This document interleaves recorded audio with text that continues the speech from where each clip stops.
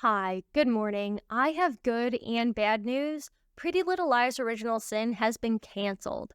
That's both the good and bad because it was fun to participate in the fandom when the show was coming out, so it sucks that it was canceled, but thank God it was because this Riverdale guy needs to be stopped. I truly don't understand why he gets to be a showrunner when he doesn't know how to make a good show. And I swear to God, other people said it first. Pretty Little Liars being canceled isn't a surprise to me, and apparently it wasn't a surprise to the cast either, since one of the actresses posted basically saying that they knew it was canceled, but they couldn't say anything until now. I don't know why they would wait to announce the cancellation, probably just to keep people subscribed a little bit longer.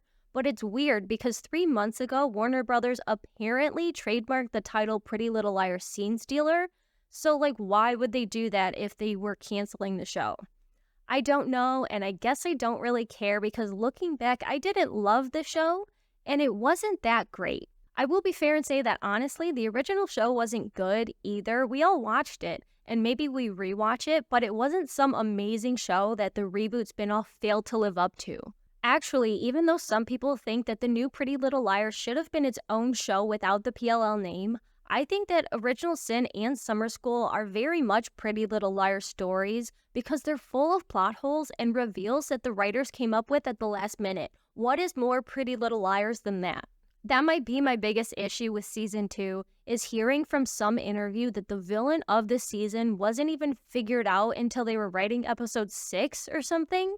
They were up to episode 6 of an 8-episode season where the whole mystery is who is the mass killer, and they didn't know who it was. Hearing that drives me crazy because what the fuck do you mean? How do you not know your villain for an 8-episode season? Why are you making this show when you have no interest in making a good show that's worth my time? Why are you knowingly, intentionally wasting my time?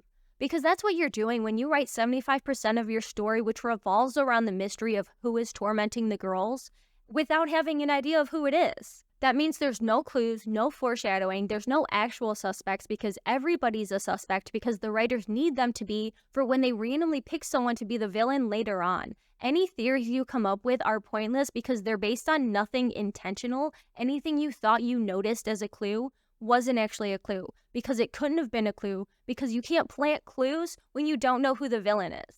And what's crazy is that was a major problem with the original. The original show ended up being so disappointing to me. I think I watched the final season after it finished airing because I could not be bothered to watch an episode every week.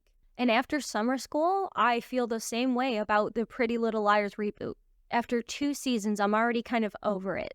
I have to think this Riverdale guy is just making shows for himself, like he's just doing whatever he thinks would be fun with no concern for what the audience would think. It's like they had set pieces in mind, like the girls' final tests, or Redemption House, or the reveal at the church, and they just wrote whatever to get from one to the next, and then they realized, oh yeah, we need to pick a killer. I had fun making videos about season 2 and theorizing after each episode until the end when I realized they just copied Scream 2, and all my theories had been all over the place because the writing was all over the place. The fun was in the fandom and making videos, not the show. And I know fan opinion varies depending on where you go, but on Reddit, it was very clear nobody liked Jen. So isn't it interesting to find out that the people making the show love Jen? They thought Jen was great and that Noah cheating on Sean was fine because Jen and Noah were endgame. And sure, I'm 31, maybe I'm not the target demo. But from everything I could see, nobody liked Jen. So I'm wondering, why do these people who are apparently so out of touch with the audience watching their shows, why do they get to keep making the shows?